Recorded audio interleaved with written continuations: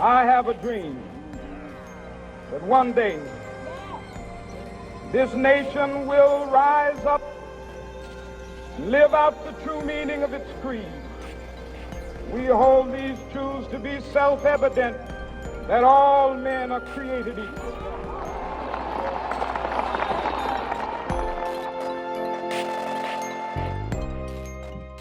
Hello humans, welcome to the M-Word podcast, brought to you by Martin, that's me. And Matt. That's him over there. Hi Matt. Martin. We have three lovely guests with us. Would you like to introduce so people can pick up the voices, I guess, as we chat through the conversation? I was going to say go around in a circle, but no one can see who's who. So I'm Haafizah, and I'm on the Isle of Man, like everyone else. I'm Catherine. I'm 22 from the Isle of Man, and I'm based here at the moment, just hanging out for a couple more weeks until I brave the trip back to England. And I'm Elsa. I'm also from the Isle of Man. I've just left the Isle of Man recently, sadly, but I'm now back in sunny Spain. But yeah, I kind of base myself between the two. Okay, thank you. Thanks. So maybe I'll just set the scene for our listeners to start with. We're here to talk ultimately about racism and the issues around that. What I thought might be helpful was just to set the scene, how this came about initially, I guess. And certainly from my perspective, and certainly chatting with Matty, I think it became on our radar to have a conversation more so, I guess, after the incident on the local radio station. You know, I listened to it myself. And shortly thereafter, I saw a post on social media from Catherine. So, Catherine, we kind of, in a roundabout way, know through from episode 26 when we chatted to your brother about his sport and achievements, and you were certainly on our radar to have that conversation as well with. And when I saw your post as well, I thought it was an opportunity to sit down and have a discussion. I think when I spoke to people, and Matt as well, spoke to people about having a conversation about this, I think there's an element of caution from people of it's a hot topic. But yeah, certainly. But the conclusion I came to was you can't, or I shouldn't, I personally, I can't speak for Matt, but personally shouldn't be afraid to have the conversation, because if I am, then there's a problem there in itself. So that's kind of what we encourage, is that like you got to be brave enough to have this conversation to start the change. You've got to like start getting comfortable with this idea that not everything is comfortable in life, and it's kind of like the final frontier, I guess, in a way. Yeah, no, absolutely.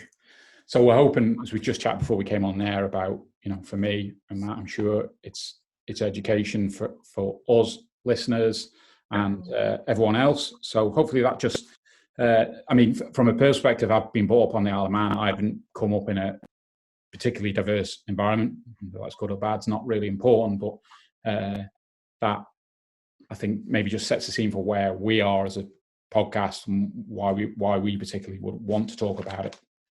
So perhaps you mentioned at the start there where you're at the moment, perhaps in regard to the discussion around the group you have set up on Facebook. Can you maybe just set the scene there and how that came about? I'll take the first part of this one, then girls, you jump in if you feel I've missed anything.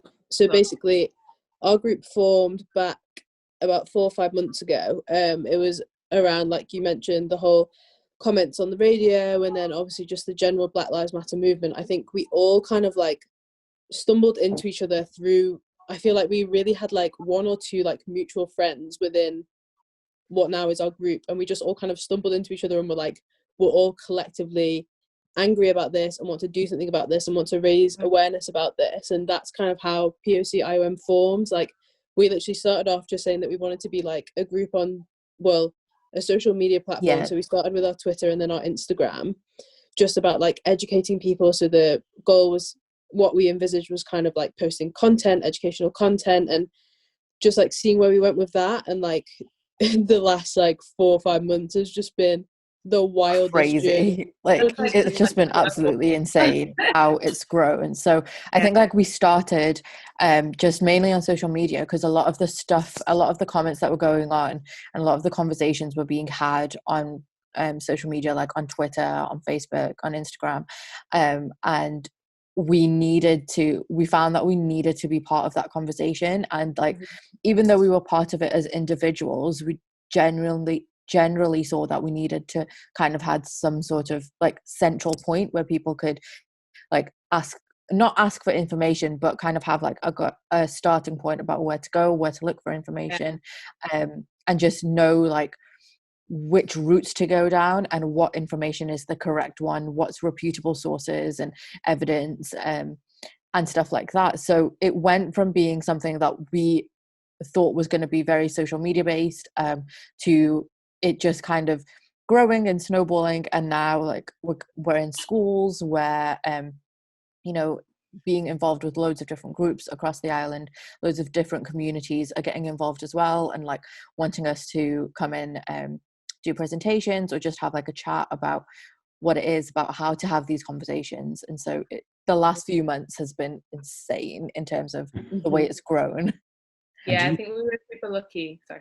We were super lucky on the Isle of Man, because like, although we started off as like a social media platform, like us through our contacts and us for like our friends and family, they really wanted to get involved and they really wanted to make this into like some sort of movement on the island. So I've been super lucky in the sense that we've been able to get into places that maybe if we were based in like the UK or in Spain or in other countries, we wouldn't have been able to get into, which is why it's quite nice that we're able to go into schools, go to like government buildings, have like events. I think that's kind of like how we were able to grow so quickly and so successfully. And I mean, later on, we'll come on to your interaction with racism that you've seen on the island. But with regard to this sort of within the last few months, and I saw something recently in the press, I think you were talking to the police, in regard to meeting these going into schools, etc. Are there things within there that have surprised you that's, you know, the way people are thinking now, or is it, well, this is what we kind of thought, there is this education, or maybe there is more education than we realise, but we need to make it better? I think personally, I don't think anything that we've come across has come across as a surprise. I think that's sad that it hasn't come across as a surprise. I think a lot of people that maybe haven't been through racist incidences or had racism throughout their lives might find it quite surprising and might be completely like shocked to hear about what goes on and actually what's still happening on like a day-to-day basis. But for me personally, it wasn't a surprise, the kinds of attitudes and education level, etc. Like that wasn't really a surprise for me going into things. So I think we had quite an honest view before we went into it, which was really, really good. I think if we'd gone in with rose-colored glasses, it would have been a huge eye-opener, and I think it has been for some people. The fact that we're now being so open about it and actually calling people out not so often, but a lot more than I think I would have done if it was just me on my own. Yeah, no, I agree. It's nice to have like the support of everyone else in the group, so we kind of like we bounce off each other, which is nice. But it's like kind of what's sad is how little has changed. So we've interviewed someone that grew up in like the 80s, was it?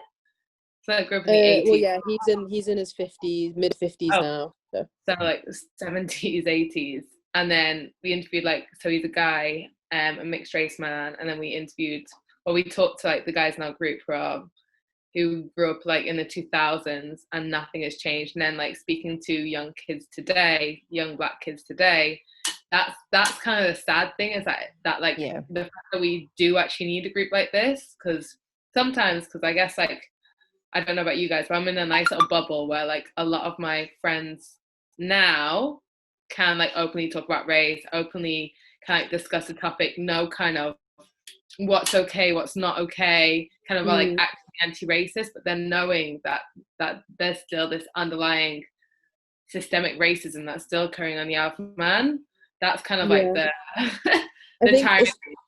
It's interesting that you say that, Elsa, because I like definitely find that I can talk.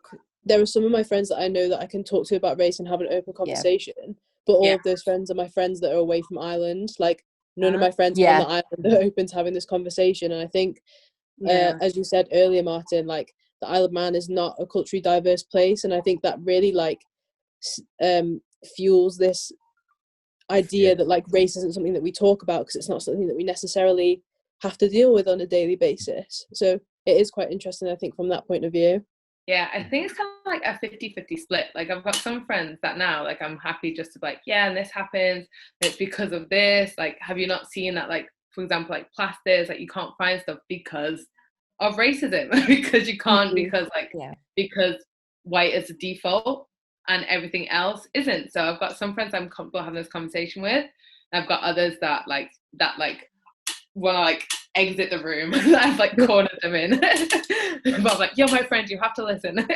So it's a really interesting comment that about the plaster aspect, because I want to come on to in a moment about, again, in reading myself about I suppose language that's used and things and observations that you just don't see as a white person. That so I'll come on to that in just a moment. And what I quickly want to do, and again for I suppose for listeners, when you look at Black history in general, I just kind of want to skim through the very high level of from. But when I come on to points later on that kind of educating myself, whether it's the right education, we'll soon find out. But feed into that point of why this structural and systemic racism around that a lot of people don't realise. So we go back to the slavery, the Civil War, the Rosa Parks incident, which I believe was relating to just sitting on a bus and not being allowed to sit in places on a bus, to then the Black Power movement, which was, I think, 60s, 70s, where and obviously Martin Luther King around that, which a name that I'm not sure everyone always heard of, to Rodney King, the LA riots, and really is anything different from that, I guess, from what happened to George Floyd more recently with police brutality, I guess. So it was out of that really brings us to present day, and the problems we want to talk about that are out there. And what I found quite interesting when I see commentary from, so initially you might see commentary around statements like Black Lives Matter. Now you then see statements from other people going, well, White Lives Matter. What happens, and I read an article of yours, Catherine, that talked about it said, well, I'll read it because it's on a local press. It talks, I think the important thing to remember is Black Lives Matter is not politics or an argument to be had. And that when that statement sort of rang with me when I think about the context of a statement of Black Lives Matter, and then someone says back, well, so do white.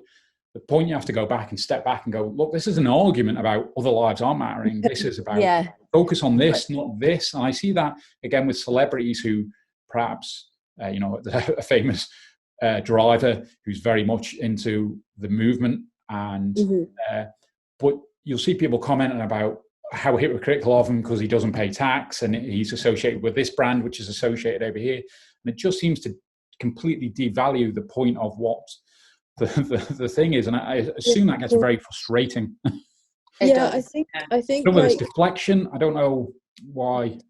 It's just like one of those things where, like, so the whole term Black Lives Matter, like I said, it's not politics, it's not an argument, it's genuinely just like, I'm sure, like, I know it was circulating around a lot, there's the cartoon of the house being on fire and someone's like, go quick, get a hose, like I need to put this fire out, and someone's like, oh, well, my house is fine, but let's pay some attention to that house. Like, no, like, if everything in your arena is okay, you need to pay attention to the arenas that aren't doing okay. And that's obviously where, like, the whole Black Lives Matter thing comes, because at the moment, to a lot of people, and to the, like you mentioned earlier about systemic and institutional racism, like in those arenas, like Black lives really don't matter, and that's why there's this push behind the movement.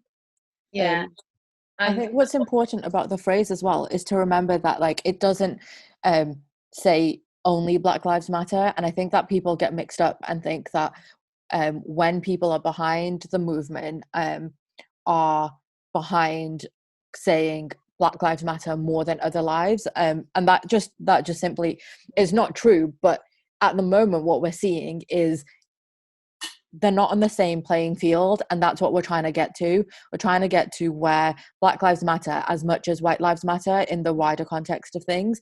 And this is And obviously, just for context of the listeners, I'm not Black, so I'm South African of Indian descent, and so the racism that I face is, well, similar to racism that a Black person would go through, or a mixed race person would go through.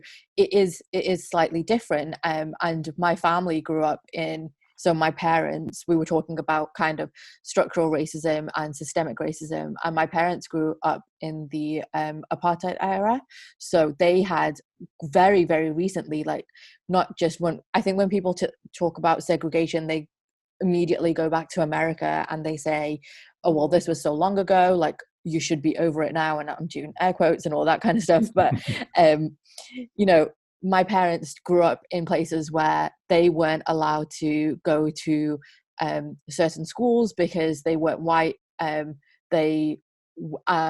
again, they weren't allowed to go to other schools because they weren't Black. And then they weren't allowed to use like parks. They weren't allowed to live in certain areas, and that was only abolished really quite recently. So within my lifetime, and my partner, we're both from South Africa, so he has grown up in kind of just still having that within the country and being so recent. And so I think that it's really good to look at the history behind the Black Lives Matter movement, but to also just be aware that it's not just, racism isn't just something that happens in America, and it's not an American issue. And I think that that's part of what the comments that happened on the radio station stemmed from, is what people were like, well, this is an American issue. Why are we bringing it to the Isle of Man? Why are we protesting or standing behind it? And that really wasn't, like, the point of it was completely missed. It's that it's a global issue, and you are allowed to show support for other people in other countries. Like, you're not allowed to do that. That's fine.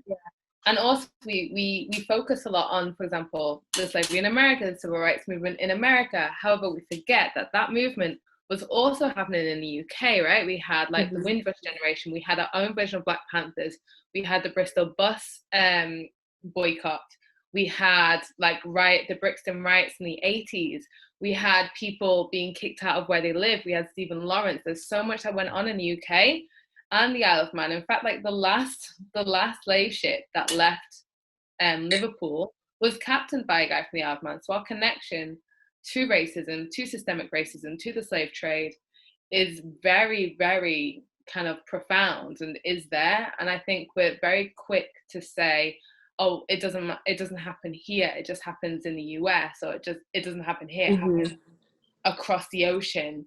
And we forget that it is connected. We're all connected. Like the systems that are built in the US stem from the UK and Britain, and sadly includes the Isle of Man in that. And I think that's where lots of people become like defensive about it. And I think that's where like All Lives Matter kind of comes in, is the fact that people do get very defensive, because I've forgotten who said it. I think it was Robin DiAngelo. Says that like in general, people don't like to be grouped together. We like to be seen as individuals. And then saying that, like, essentially, like, the idea that we're blaming it on someone else kind of, like, makes the other person kind of, like, defensive about it, if you get what I'm saying. Absolutely. And interestingly, just on that subject, because it does, I see a perception, and it might just be me, of everyone else in the world, when we talk about that and the term white privilege. It's like an attack, or I think people see that as an attack. What? And again, I'm not particularly drawn into talking about that conversation on the radio, but when the comments have been made, and you hear it elsewhere about, well, you know, if I'm a white person, I was brought up in a deprived area, I still made it, I'm no more privileged than the person color next to me. But so what I want to do is, I suppose, in educating myself, is try and understand the context of that white privilege comment. So what I did when I was doing my research, I just want to read some articles, read some lines from an article I read from Very Well Mind, which gives examples of racism that, as a white person, and haven't read them, I don't see them until I read them and then go, oh, So it's more about you not realizing that racism is going on. And that seems to me, in my learning curve, that the area of understanding of white people need to understand that's there. So if I maybe just read some examples, because I think they certainly set the scene. I think I got 3 or 4. I appreciate people don't want to hear me particularly, but so it talks about white privilege, and it gives you some examples. So it says here, if you walk into a store, do you assume that employees might be looking at you because they think you're going to steal something because you can't afford it? Again, probably not. As a white man, these kinds of things exist. And that's because I'm afforded white privilege. Now, I don't see that because I don't feel it, but you do. Understanding that is I think, really important. Yeah. Another one is, if you're a white person reading a magazine, watching TV, a movie, do you find yourself wondering why none of the characters or people look like you? If not, then that's an example of white privilege.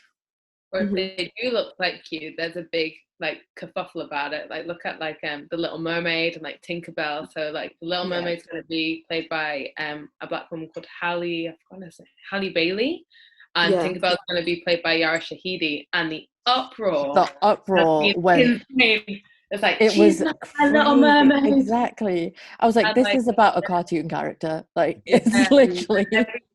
And every time a Miss World or Miss Universe is won by someone who's black or mixed race, or Miss France, for example, there was a huge uproar that someone that was not white could win, saying she does not represent my country. Whereas if it was the other way around, if it was just a white girl that won it, there'd be no issue. If it was just a ginger girl that got the part of Ariel, it will be a non-issue. But it's because it's color that there's a massive uproar about it.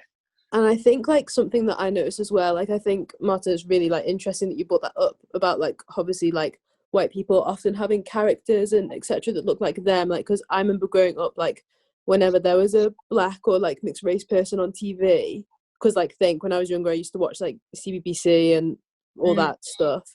I feel the black kids were always the troublemakers and the ones that were getting into trouble, or obviously in movies the black people were the criminals or the robbers or the thugs or the gang of black men that beat up the poor defenseless white lady. And, so it's not even just oh, there aren't people that look like me. It's when there are people that look like me, they're a deviant. Bad. And there's been this recent increase of having Muslim characters in shows. So there'll usually be a girl that is wearing a headscarf, and by the end of the show she's will have been liberated by taking off her headscarf. And that is the worst thing in my that is so annoying, because I'm literally it's insane. I saw a show where there was a Muslim family, and literally the dad walked around everywhere with a prayer mat on his back, and I was no one does this. No one in life does this. Not rolled up on their back and just walking through this doesn't happen. If you need to pray, you just go and pray. You don't have to have a special place. You can pray wherever.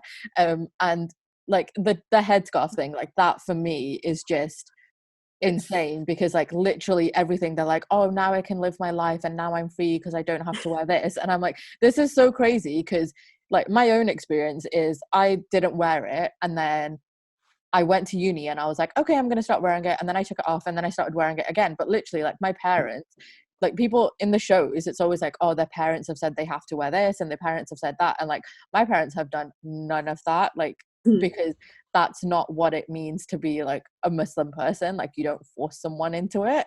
It's your own choice. But in these shows and these examples that we're seeing, so as a kid growing up, these examples that you're oh my gosh, I'm so excited, there's a black character, or there's a brown character, or a Muslim character, or a mixed race character, you're so excited, and then you see the storyline and you're oh no. And it's always the same storyline or the same few storylines, and that gets so frustrating. Can I ask a question there? You mentioned about not wearing the headscarf. Was there a reason for that? Is there a reason for not you didn't wear it? I got the impression. So I had it, so I didn't wear it when I was growing up. So I didn't wear it because I just didn't want to. Okay. And I was was just too young. Like, I didn't understand really what it was about or why I would have been doing it. And I was too young. Like, you can't tell like a kid to wear it because they just don't understand the point behind it. And then when I went to uni, I understood it a lot better, and I decided to put it on. And then I took it off again. So there was like a gap. There was a point of maybe about a year and a half where I didn't. And that decision was, I just didn't feel like me. I felt a bit lost, and like, I was like, I'm not sure what it is. And plus I was moving back to the island, and I didn't feel comfortable wearing it when I was on the island. And then that was the I point. just kind of said, I wondered if that was one of the reasons. Yeah. And then again, that again, as an observer and someone learning, I'd again said that was a white privilege point, because if I want to wear a cap, I don't think twice about it, because I'm, my color of my skin isn't affected to that, but that seems again a correlation of something, an emotion that I will never feel, and therefore don't understand. And I guess that's again part of that white privilege. Yeah. So a couple of others that again I read out, if you don't mind. So when we talk about parenting, it says, imagine you're a white parent raising your child to go out in the world. Do you feel the need to teach your child about how they might be discriminated against because of the color of the skin? If not, that is an example of white privilege. And again, obviously, again, the context that me, white person, wouldn't think. And I think, again, when we just talk about using that white privilege, again, it feels like an attack. It's not, if people feel that way. And again, I can't speak for other people, but it's not about that. It's about understanding what you don't see. And I suppose that's the challenge that you guys are out trying to educate people about. Yeah, definitely. Okay. So the Isle of Man, there's a survey done recently, which I'll come on to.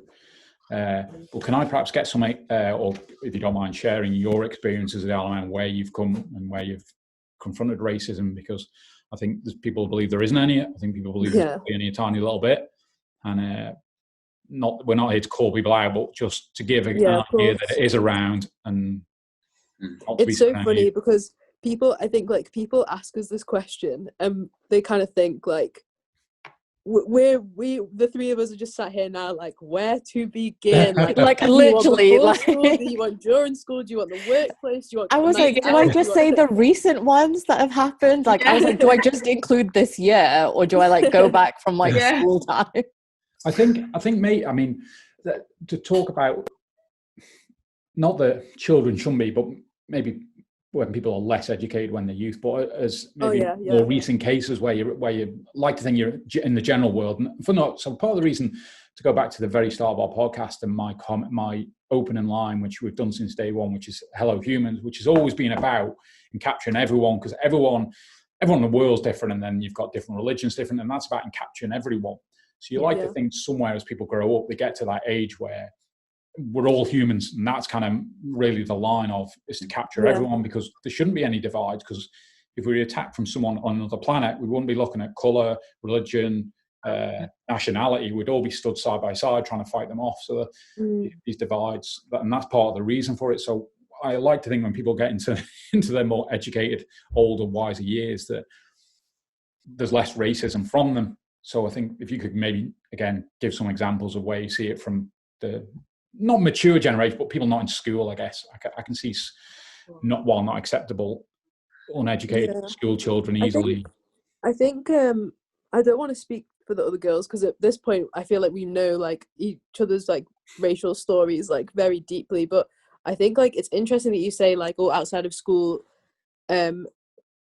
because outside of school, because I actually face like quite a lot of what I would call racism, like from my teachers within school. Like obviously like you guys have spoken to my brother, and you know that I'm an athlete, and like I remember having a conversation with one of my form tutors, and she was like, it was like a careers day, and she was like, okay, everyone like within your tables discuss like what you want to do as a job, and then like come up to me and we'll speak about it and talk about like quantitative steps on how to get there, basically. So obviously it's I want to so someone says, I want to become a lawyer. She says, okay, you need to go to uni and do this and do this and do this, and then you're a lawyer. And then I remember going up and sitting with her, and I was like, I want to be a professional athlete. And she like genuinely looked me up and down, and she was like, yeah, people from a background like yours don't have many other options. And I was like, not the fact that I'm like good at what I do and like You know, like at the time I was literally like Really third hard. best in the world. I was literally like, my skin color is the only reason why I'd want to become an athlete. Yeah, sure. Not your like, not your training, not your love Yeah. for it, not any of that. Genetics. And again, Yeah. I guess those comments are born out of poor understanding. Yeah, it's just sheer ignorance, really. Like, again, like the whole stereotyping thing. Look at a black person, you think, oh, they're either going to be like a thug, a rapper, or a sports person because they can't be anything else. Like, Yeah. And then be surprised when they are. yeah, And it's that surprise part as well. It is a surprise. That- Yeah. 'Cause I have So- like, yeah. You go first. Go on, Elsa. No, it's fine. I was going to say my sporting experience is like not that similar to Catherine's, because my sport is one that's not really done by as many like black folk in general, because I'm like quite a good swimmer, and I used to like enter like lots of like swimming competitions whilst I was on the island. So I remember I entered one in Port St. Mary, and I just got out of the pool. No, just got out of the sea, sorry. And I was in a pub, and then this guy obviously saw me and my mum, and were like, well, obviously first didn't believe that my mum was my mum because she was white, and then was like, oh, why are you guys down here? And then she's like, oh, we were like, oh, for a swimming race. She's like, wait, who? And I was like, me. And he was like, what? Like, you can swim? Like, literally shocked. He's like, but you can't swim because like black people, they sink because of the follicles in their bones. Like bone It still follicles. surprises me. He's like, yeah, The balance like, between racism, just stupidity. By the it sounds of it. was just like the shock. But like I've heard this like stereotype so many times, like black people can't swim, and like still to this day, like I remember always being like the only black girl at every heat, and like also being like marked down and not being entered into competitions that I knew that I could probably win, because like they just didn't believe that I would be able to, because of the color of my skin, essentially.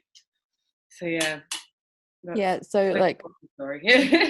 no. So my recent ones are, well, if we go according to this year, so earlier this year I decided to run for or stand for MLC on the Isle of Man, which was like, I have like a research background and I'm quite an analytic person, and like I do like postgraduate research and was doing my PhD and stuff like that, and it was really something I was super excited about. I was like, you know what, like our tin world and our governing bodies kind of need some fresh eyes, fresh people, fresh perspectives.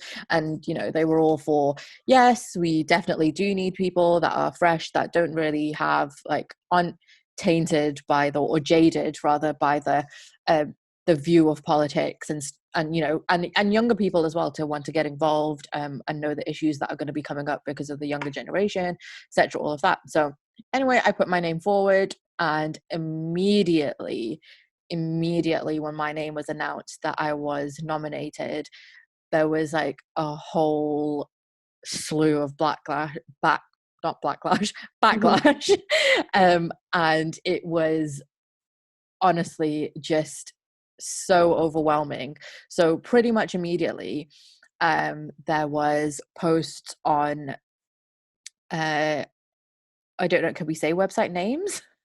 But there was posts on what there's a post on Manx forums, which I know isn't the best place in the world, but the title of the post was Muslim nominated for MLC, and that was it. And it was just talking about me. It wasn't about anything to do with my qualifications, wasn't about my ability, it wasn't about anything like that. It was just the fact that I was a Muslim person, and how dare I think that I could run or stand for something like this. It was, you know, it was like, well, she wasn't even born here, which is true, but I moved here in 2001. So I was 8 years old when I moved here, and I've lived on the Isle of Man my entire life. I've worked at the hospital. I've contributed to the healthcare. I've worked here. I pay taxes. I've lived here. This is my home. You know, I mean, so, I think the reality is you shouldn't even be in a position, you need to say those things.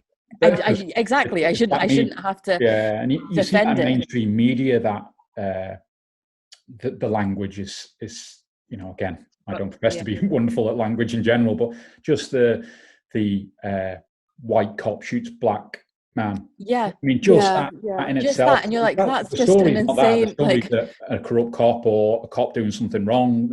yeah. It's immediate. The race is the headline. Yeah. And it was, you know, just, and then I had people that were like sending me personal messages, like on social media. I had people brazen enough to come up to me and like say comments like in the street, like, why are you doing this? There was one person that commented about something about how like there's not going to be allowed to have any like toilet paper in Tynwald anymore because apparently Muslim people don't use toilet paper. I was like, I really don't understand where this has come from. Like, I genuinely have no idea. And so that was recently. So that was, I want to say maybe March time.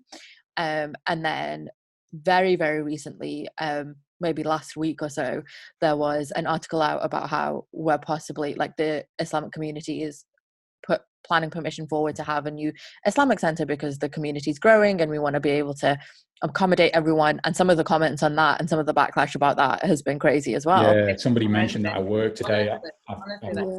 Like it sickens me, like the Islamophobia that there is in it. It's like the ignorance around Islam, like it generally stresses me out. There's like there's 1.3 billion of you, like 1.3 billion Muslims like in the world, like that believe in Islam, and to like they're all terrorists. Yeah. Like it's crazy. No-go zone. Like, I'm sorry, but like half the world would be a no-go zone. Like, there was one comment that was like, look what's happened to Bolton. I was like, and I was like, I'm sure you can still go to Bolton and Bradford, like. Yeah. And I remember, so when we moved over here, so it was 2001, and obviously that's when 9/11 happened, which was such a like devastating event in the world, so traumatic. And ironically, that's my birthday, so I was like, this is crazy.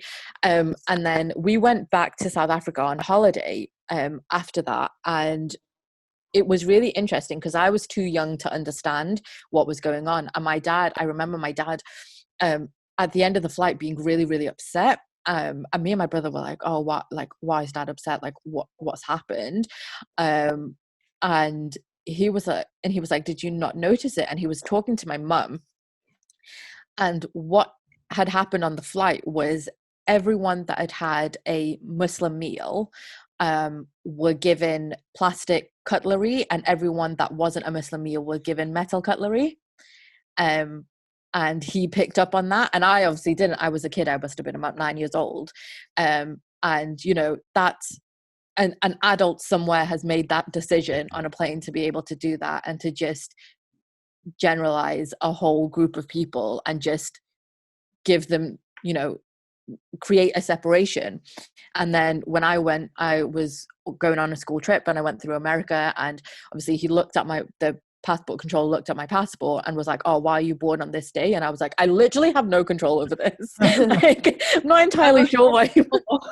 I was born before 2001. No, I was like, I don't understand. And like one of my teachers, I was really glad that one of my teachers was with me. And they were like, listen, she's a kid. Like, she's not going to have to explain this to you. Like, you're an adult. And that was the first like experience, I think, of me going out into a different country without my parents. And like, for me, I think it's so much part of life that when you like people ask, oh, what are some of the examples and stuff like that, it's so difficult to go back and pick out examples that are not meaningful, but examples that people are going to think are bad enough to warrant having a conversation about racism. And that's really sad, because one of the things I think I learned throughout this journey of myself educating myself about racism and educating myself about how to be better and how to, you know, call people out more and how to be a better ally with my Black friends and my mixed race friends, because they are obviously going through something that I'm not going through. And for me to be able to do that in terms of being there and supporting them in a way that they need, not a way that I feel comfortable with, or I feel like that's, I'm doing my bit now and I want to feel good. It's not about me, it's about them. And what I learned is throughout our lives, we're not taught that racism is bad. We're taught that actions are bad. So when racism results in violence, people can accept that that's bad because everyone's taught that violence is bad. When racism ends in slurs or swearing, or like emotional trauma. Yeah, we can accept that that's bad because we're taught those things are bad, but we're not taught the beginning point that being racist is a bad thing. Yeah. Yeah. Yeah. Okay. So just to expand a little bit on it, and again, talk about the Isle of Man, I found a survey that was done. I'm sure you've come across it in what you've been pushing out on POC as well. But I just want to pick out some stats to kind of jump out at me, and then we can have a quick chat about them. So they did a survey about racism on the Isle of Man, and a few of the results came out. One of them is 41% of people think that changes are still needed to give all racial and ethnic groups equal rights on the island. So the question that kind of posed when I read that is what the other 59 are thinking. Yeah. So it's interesting for us because so the results of this survey, I think, do you know what? And I don't think I've even said this to you yet, girls, but the only reason I'm shocked is because people haven't been honest, because I know way more people are racist. Like, I don't know if you guys looked at the results and stuff, because I think it's interesting because so many people have come up to me and said, like, because they know I'm involved with POC, and they're like, wow, those stats have really shocked me. And I'm like, those numbers are mad low. Like, because like what I've experienced and what I see and what I go through on a day-to-day basis, like the numbers are too low. Like, I'm not actually sure how many well, I'm speaking for myself, but I as a person of color, I wasn't actually asked to do that survey, or it wasn't circulated to POC. oh yeah, true, we didn't get that. Yeah, so it might be a 19 survey. I could, to be honest, in fairness to the survey. I think it's one that I think I know which one it is. It's the islands. So it was racism across the islands. I think it's called Island Research or something like that. So it was looking at racism on the Isle of Man, Guernsey, and Jersey, I believe is what I read. But so I'm not sure where the numbers are coming from, because no one that I've spoken to that's a person of color on the Isle of Man has actually filled that survey out. Yeah. So I don't know I don't know, like, I've not spoken to the group about it, so I don't know if anyone in the group has spoken to someone that's filled out that survey, which I think is a really interesting point to make, because who has filled out the survey? I didn't know about the survey. I didn't know about the survey until the results got handed to us. I'm like, oh, there was a survey, interesting. Like, we had no idea, and like no one that I know had any idea. Like, no one talked to me about it, or like no one talked to us about it. So like, that's the interesting thing. I'd like to see who filled out that survey. Was it people of color? Was it white people? Was it a mix? Like, I don't know. Yeah. So when another of the questions they had in there, it says, to what extent do you think racism exists in your island today? Which obviously implies it was the Guernsey, Jersey, Channel Islands. Yeah. And they said, so I appreciate it's well, I don't appreciate it, but it's broader than the Isle of Man, but I'm sure the context is completely the same across all of it. So I'd imagine so, yeah. So it falls into 4 categories of a great deal, to some extent, not very much, not at all. So just looking at those 4 categories, would your observation be there's a great deal? Or yeah. So that a lot of it is underlying. So a lot of it is not what you would call overt racism. So it's not the violence, not like the George Floyd incident, where it's like cops doing that, or it's passable racism. I think that's what I like to call it. It's like racism that you're not going to get in too much trouble for. Okay. However, I think on the form, the info that we gave you, I think we mentioned the term like microaggression and things like that. It's more so like those things that we see, but like they really are like a daily basis kind of issue. Like 1,000 mosquito bites, death by 1,000 bites. So can you give some examples of what you see of them? Oh, I can. Microaggressions. I can tell you about one that happened to me literally like the other week when I was on the Isle of Man, which was that I told you guys about it, no? That I got mistaken. I got mistaken. I got mistaken for someone. I was in a school, and this person was like, "Oh, do I know you?" And I was like, "I don't know. It's the Isle of Man. You could know me." And then they're like, "Oh, I don't know. I think I know you." Oh wait, no, it's okay. My sister's black. It's fine. And I was like, "Okay, this is kind of weird." And she's like, "Yeah. So my sister, she does like white tanning." and I was like, to me, white tanning means skin bleaching, which is a whole problem in itself. That is, it's a big issue within like the Black community. And anyways, and she was like, yeah, so it's to make people that are like really dark into like a nice golden color.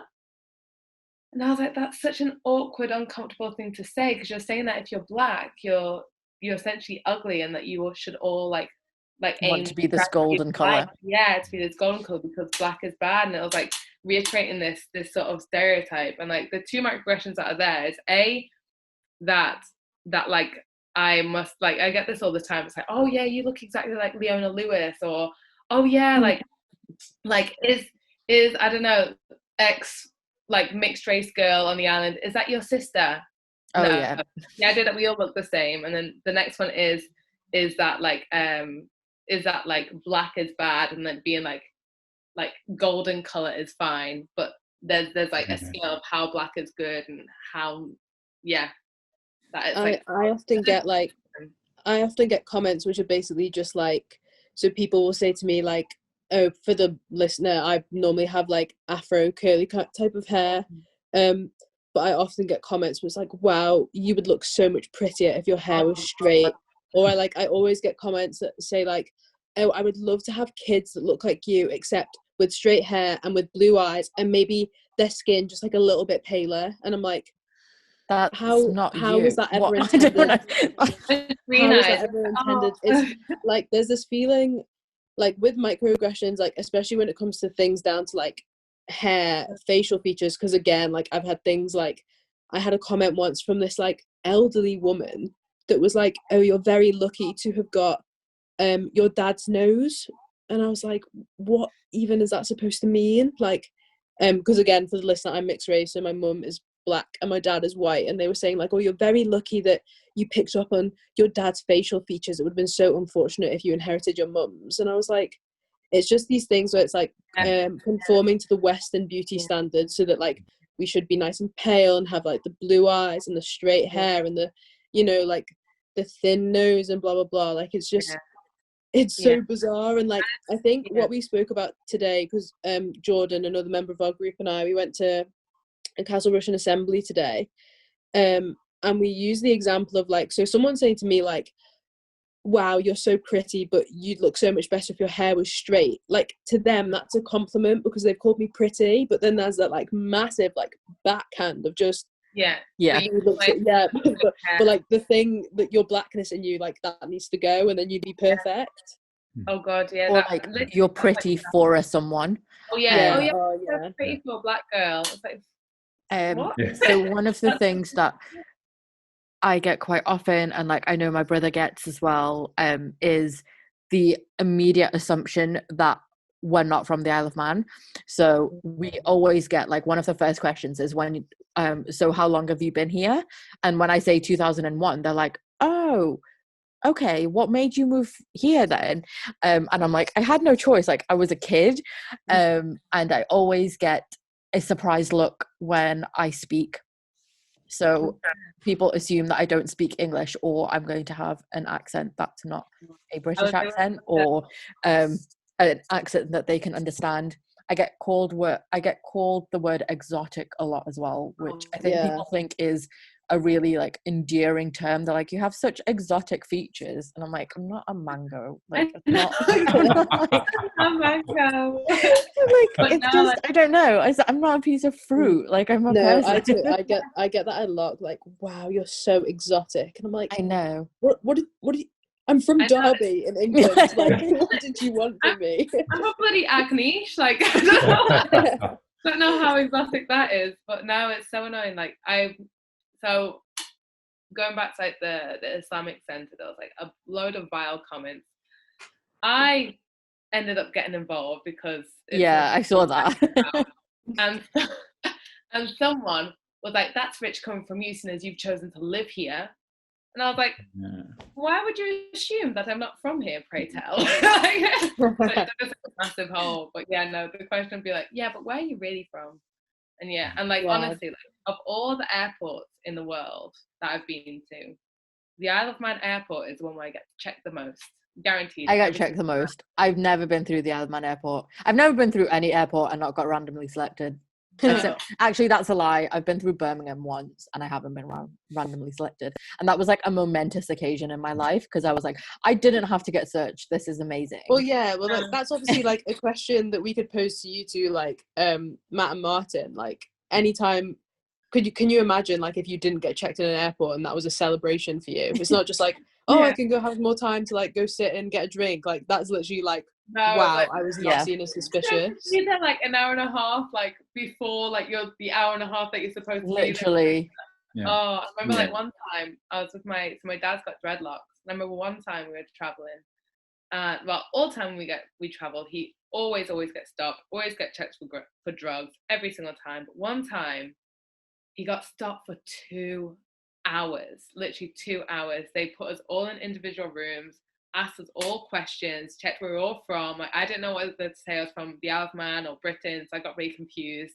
Then my mum had like these like white mints in her bag. She had like this little box of white mints. And that just started a whole other conversation. The sniffer dogs were on us again. It was horrendous, but it's like it's a common thing. I was going to say, and it brings back to Martin's examples before.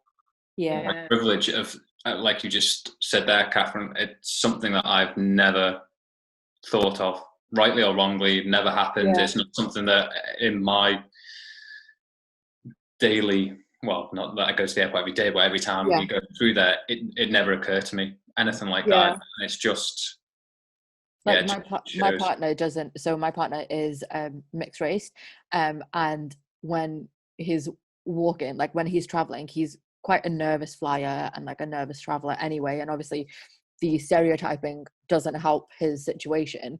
And he is most comfortable in a hoodie, but he hates wearing a hoodie when he's traveling because it just he's noticed when he wears when he wears a hoodie, he's noticed that he gets stopped more than when he doesn't wear a hoodie. And like if his hair is messy, like if he doesn't cut his hair, or like in his words he's like, oh, my hair's grown, and I'm like, it's not messy, it's just long, like it's fine. But even him, like throughout his upbringing and throughout just the way that the world is, even he sees his hair as messy when it's long. Like, it's not, it's just long. I was just thinking about that, and because Elsa and I, for the listener again, both have afro textured hair.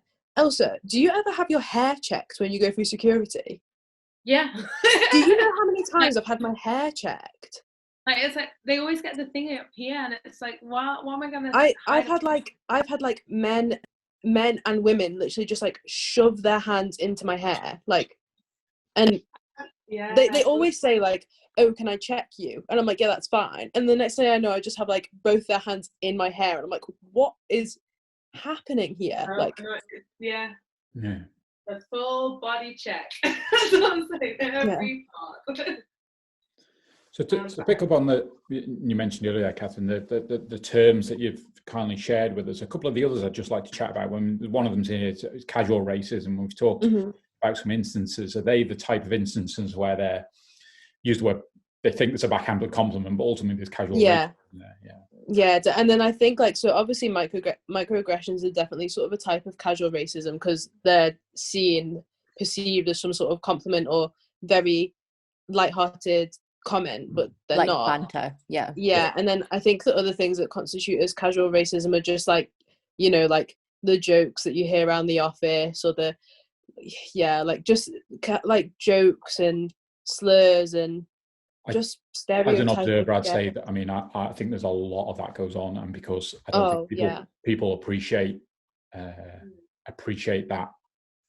I use the word micro because it's I think it's like it's such a minute not thing, seen by white people. Precisely. I think it's just been made acceptable. Well, I presume that's almost, you know, again, you observe of how the situation moved forward, that seems like a generational thing that's going to take generations to disappear. Definitely, because what we're seeing in schools is that it's happening in schools already with young kids, and they're obviously learning, you know, having these things. Because we were in a school doing a presentation, and one of the teachers came up to us and said, oh, you know, this year group in particular, like we've had a few incidences where people have said something that was racial slurs or had jokes about race or racism, like joked about racism, but they've just gone, oh, it's like, it's banter, like I'm not gonna I didn't mean anything by it. And to be able and to see it at that young age, just already being part of society and just being like, oh, my kid didn't mean anything by it, or I didn't mean anything by it, I was just having a joke, having a laugh.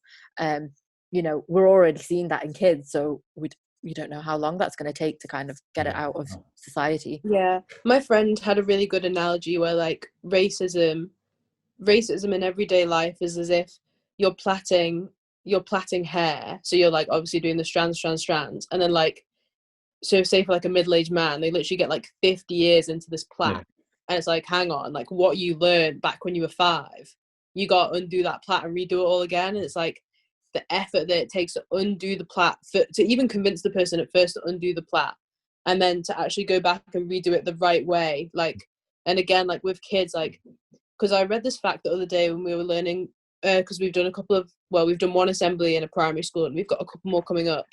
I was reading about like how to talk to racism about children, and I read this fact that said children internalize racial bias by the time that they're 4 years old, which is reception in primary school. So like by the time a kid literally goes into primary school on their first day, they already hold like racial bias, which is obviously like no fault of the kid's own. It's like you said, Martin, like media, when it says like black man injures blah blah blah, or like it's all these little things that you see that influence that. But I think it is so scary because it, like what we're kind of seeing in schools now, it's just sad because I mean I left school 4 years ago. I think Geordie said today that he left school 10 years ago, and like nothing's changed.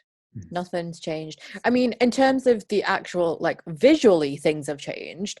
So in terms of seeing more diverse schools, more diverse classrooms and year groups, that's changed, but in how things are handled. And it's really interesting when you kind of go into schools and you're talking about these things. And I've picked up on kids that are people of color, and they're talking about it, and like you can see it resonate with them. And I find that I'm so glad that this group exists, because when we were in school we didn't have anything like that. But it also breaks my heart so much to know that kids are still going through this every single day, and they're still not feeling like they could have said anything to anyone. And that's one of the reasons why we wanted to carry on going with this group and keep pushing it, and develop it into a proper legal entity, and be able to have it as a charity, so that people do have a safe space to be able to talk about these issues. And if anyone is going through it, they can talk to us. And also if anyone has any questions or like wants to educate themselves more, we're happy to give a starting point. We obviously can't do all the work for you, or we can't give you all of the information. That's up to the person that wants to learn. But we're very keen to be able to give people a starting point, and to be able to give people, particularly on the Isle of Man, and be able to bring it back to locally what's happening. Like, these are people that are living in our society. There are people that are going to our schools. They are growing up as Manx residents. They are growing up as people of the Isle of Man, and they want to be proud of that. And to just have that space, I think, is so important. Definitely. Agree more. A couple of other kind of terms I just want to dig into. One I read about, which wasn't on the list there, and I didn't understand it, to be honest, hence the question. They called it racial gaslighting.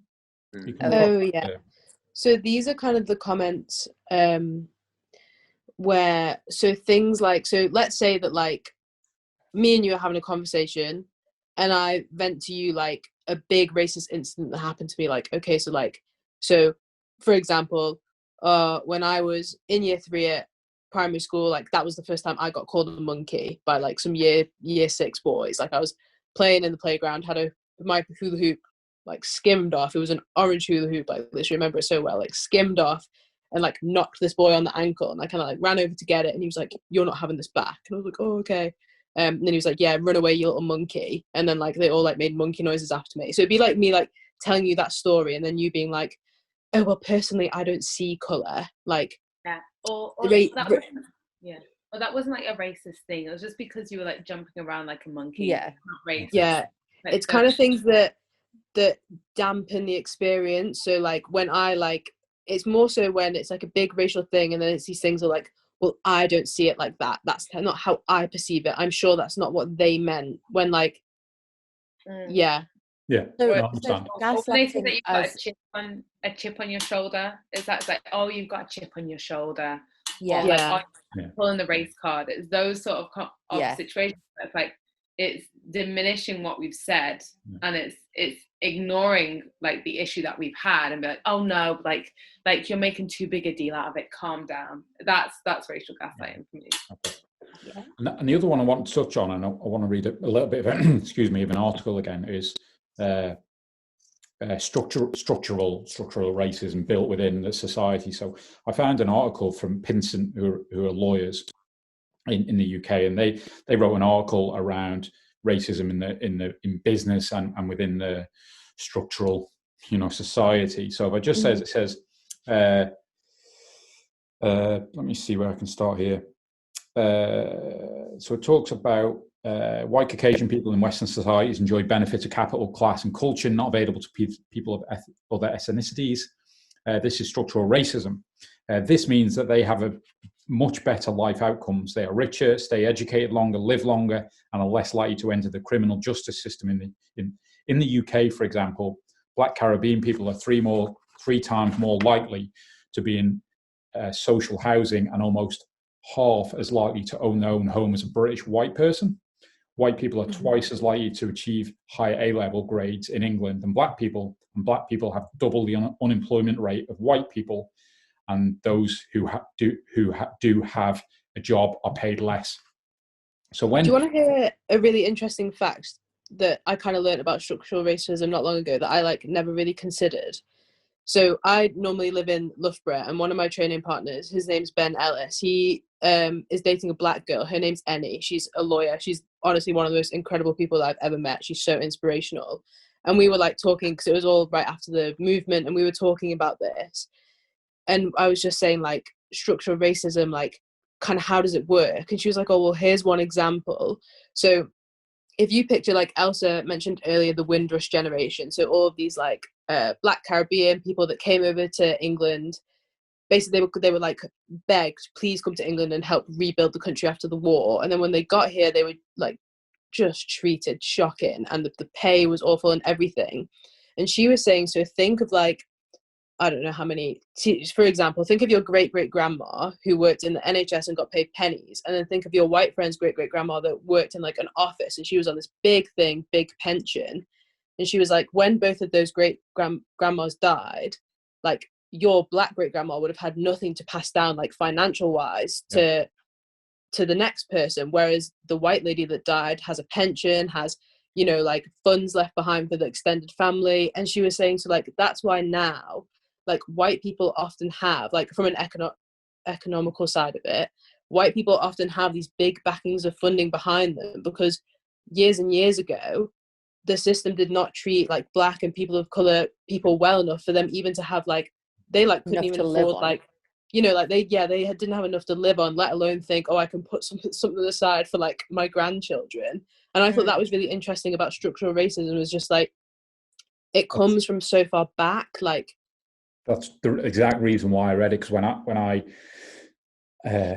I read that article, that's the thing, exactly what struck out at me, that those issues are still here today, but they're born out of the legacy that people need to fully understand. Oh yeah, yeah. Great a white point. person and a black person is both born. There's no reason either one should be a criminal or not, depending on what color their skin is. It's because economically they've been so suppressed historically that they're way down that ladder of economic stance, so they're always behind anyway. And I think, well, for me, I found when I kind of learning about that it's a legacy issue, but it doesn't mean it was a problem of the past. The reality is it's still going on now, and that level the effects are still happening. Yeah, exactly. Yeah. So one of the other like structural racism things that I think of is when I remember when I was growing up, and my parents always said to me, oh, you know, like we don't care what you and your brother go and study, but just go to university. And me and like they were like, just, you know, go to university, get an education. And for me and my brother, we were like, why? Like, we don't understand. And eventually we did, like we both went. So I went and did biomedical science, my brother did law. Like I'm a scientist, he's a lawyer. We did go and study, we did go and get an education. But what was really interesting for me was that when I was kind of growing up in like in sixth form, or when I was growing up and I was in university, was that a lot of my friends that were white had parents that had been to university, and the percentage of people had parents that had been to university. So when going through university and when going through the education system, they had like their parents had been to university, their grandparents had been to university, and again this kind of feeds into the structural racism. So my parents couldn't go to university because of the way that institutionalized and structural racism happened in South Africa. And then a lot of my friends that were people of color, they were first generation people to go to university. So they were the first person in their family to, you know, carry on education after high school or stuff like that. And I found that really, really interesting, because I was like, you know, my parents really wanted it for me, but I couldn't go back and ask them like, what did you do at university when you did this, or what was your university experience like for them, they were going through university with me for the first time. They were going through university with my brother for the first time. They had never experienced that. And a lot of my friends who were white, their parents were like, oh yeah, my uni days we did this. And like I remember like going on like speaking to friends and then being like, oh yeah, my parents showed me like where they lived when they went to uni, or like what they did when they went to uni.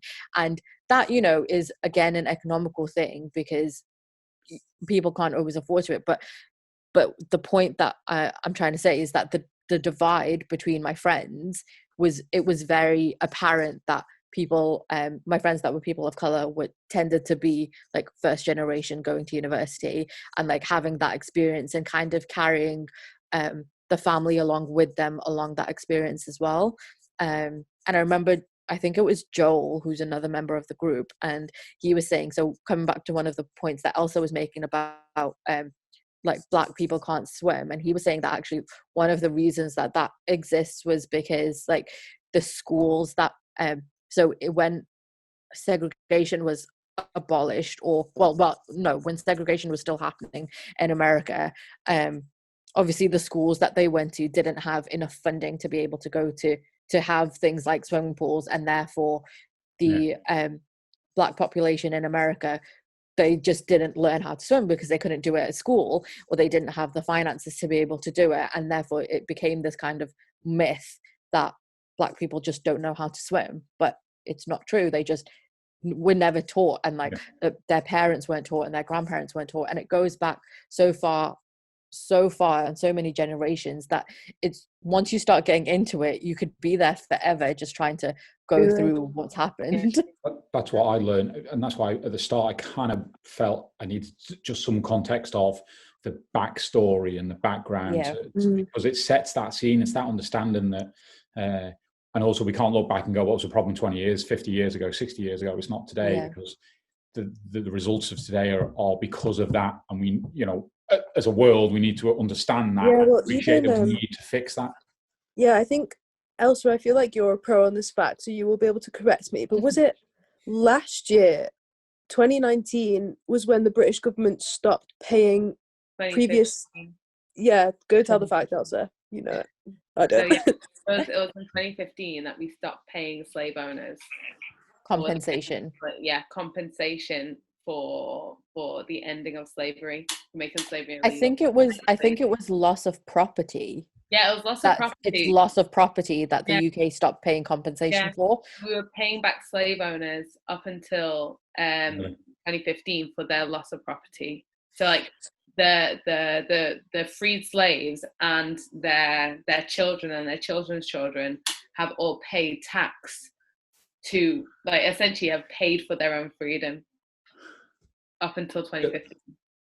It's a little hidden fact that yeah. It's just mind blowing, though, isn't it? It's mind blowing. Yeah, but going back to like the university thing, also one thing that sets people back is the fact that lots of degrees, if you get a degree outside of Europe, they're not seen as good enough. So lots of people that come to England, come to Europe, they already have degrees, they already have masters, they're already very, very well educated, yet their degrees aren't recognized in the UK or in Europe as valuable degrees. Looking at like, basically it's looking at like the idea that like Europe's on a pedestal and everywhere else is beneath it, which definitely is not true.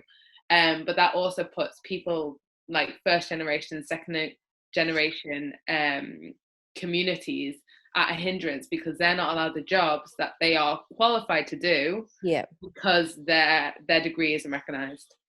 Like, I know someone that is on the Isle of Man, and I can't remember what country she was born in or where she studied, but in her home country, or the country she was born in or where she studied, she was a qualified dentist, and over here she can't even work like in a pharmacy.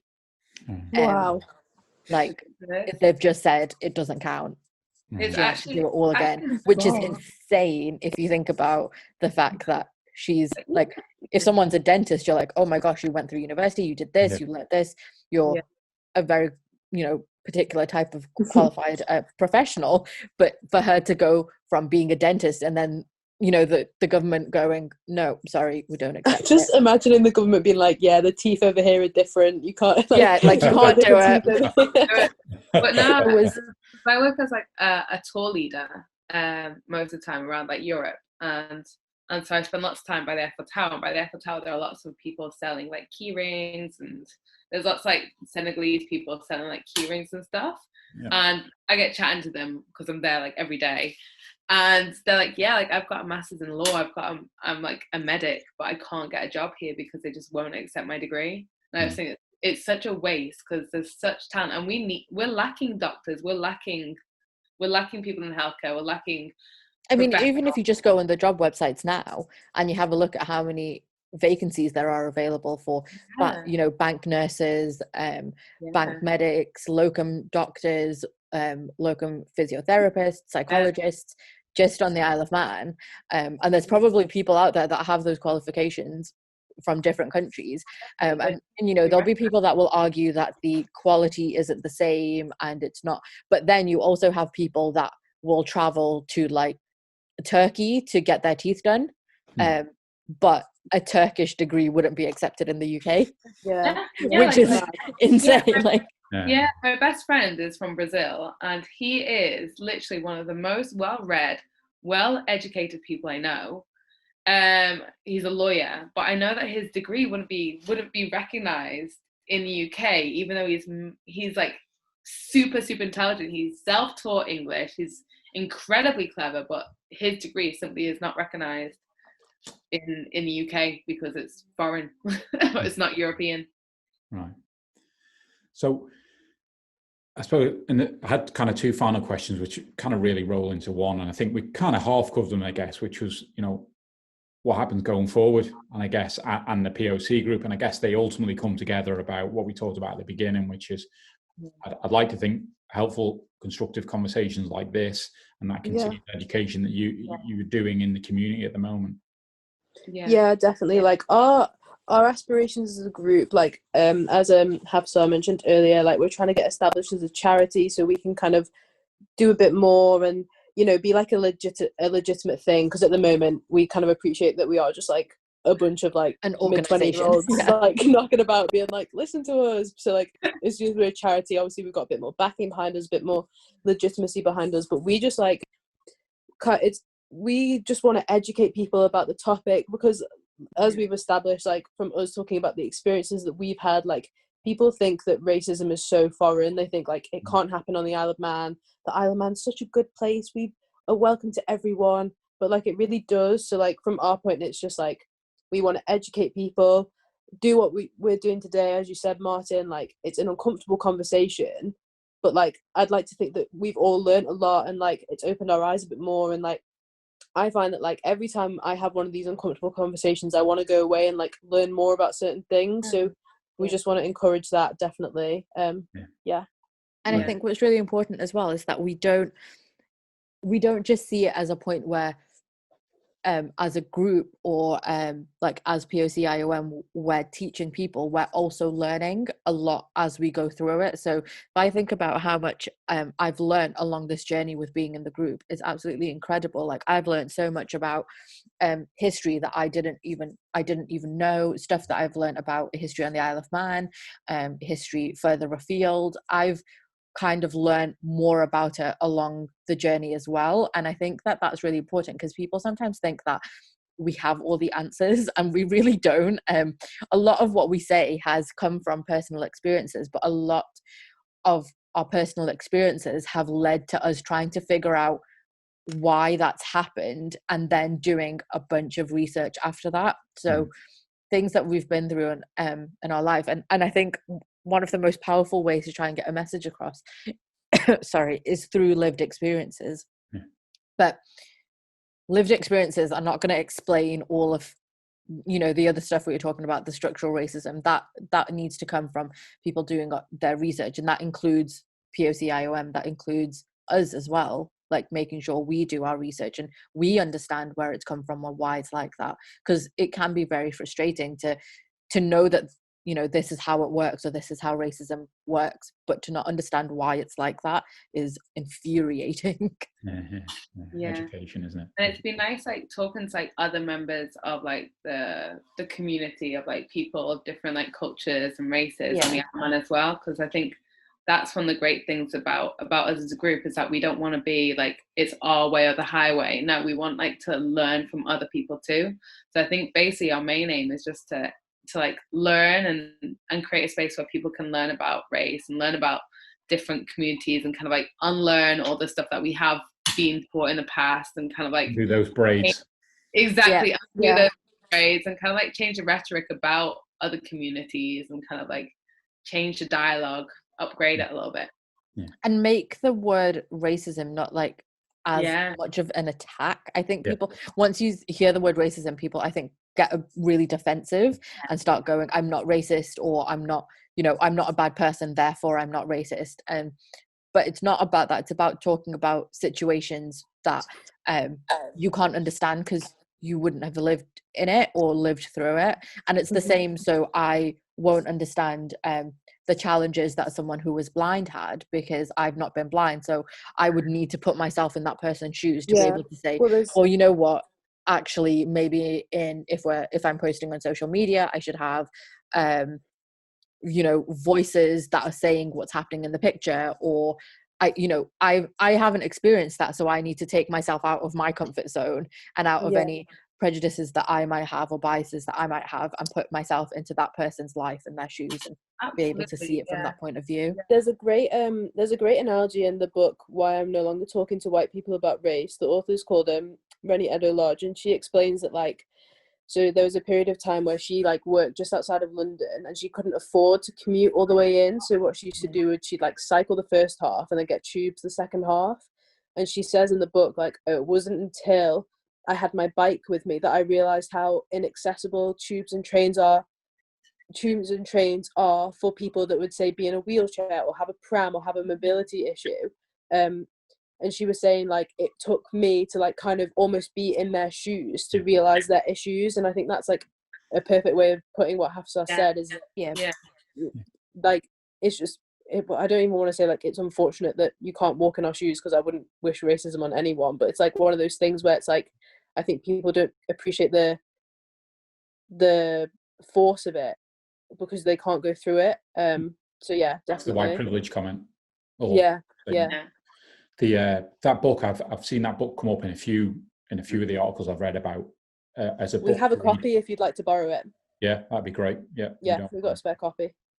So people that want to reach out, I mean, we'll add in the footnotes, but you're on all social media channels, or the group is. Yeah, so our Instagram and Twitter is at POC_IOM, and our Facebook, if you just type in POC IOM, you'll find us. And then our website is POCIOM.IM. Yeah. Okay, great. Thanks for joining us today. I've found it amazingly interesting. Again, as I say, I'm on an education myself. I've learned stuff that again questions the way I act and do things. I think that's the part of what's happening, is educating myself, and hopefully some people have picked up from that. And I'm sure you've had a similar experience, Matt. Yeah, no, it's exactly why we're here talking right now. As both Martin and I, as we have said, we're here to educate ourselves, and hopefully the listeners as well, encourage them to not accept things as they are, to go out, to learn, to listen, to talk to people, and understand what is really going on. And I think the comment you made before as well about you're on that journey as well, I think that's quite refreshing in the sense of, again, sometimes people's perceptions of there's just opinions coming one way. And again, people go into this defensive mode. There seems to be quite a lot of that going on where it's, no, we're all here to learn and help. And I think that's a really interesting approach as well. Yeah, it's so funny because when we first formed as a group, we literally have this document that says strengths and weaknesses. Yeah, and, strengths and weaknesses. weaknesses. Each of our names, and I know under my name, weakness is public speaking and talking about the history of racism. And I feel now we'd probably all go back and look at that doc and be okay, we need to change this. This is completely changed. Yeah, but no, it's setting up. It's such a learning journey for us as well, because I think it's easy to think that, oh, they must be experts in the topic. We're really not. We're literally every day we learn something new. Every conversation that we have with someone, it makes us go away and think about things a little bit differently. Yeah, but thank you very much for having us on today. We really appreciate it. No, absolute pleasure. I appreciate the time. Yeah. Appreciate the time. Do you want to check us out, Matt? Yeah. So wherever you're listening to us today, please share, subscribe, and leave those 5-star reviews, pretty please. On social media, Facebook, we're the M-Word Podcast. Twitter, we are now M-Word Podcast with a number 1 after. Did remember that, Martin. And on Instagram, we are the M-Word IOM. Great. Thanks, Matt. And thanks for listening, everyone. It's word out from Martin. And word out from Matt. The driver noted that the front of the bus was filled with white passengers, and there would be 2 or 3 men standing. He looked back and asked that the seat where I had taken, along with 3 other persons, one in the seat with me and 2 across the aisle, was seated. He demanded the seat that we were occupying. The other passengers very reluctantly gave up their seats, but I refused to do so. He then called the officers of the law. They came and placed me under arrest, and I was bailed out shortly after the arrest. And the trial was held December 5th on the next Monday, and the protest began from that day, and it is still continuing.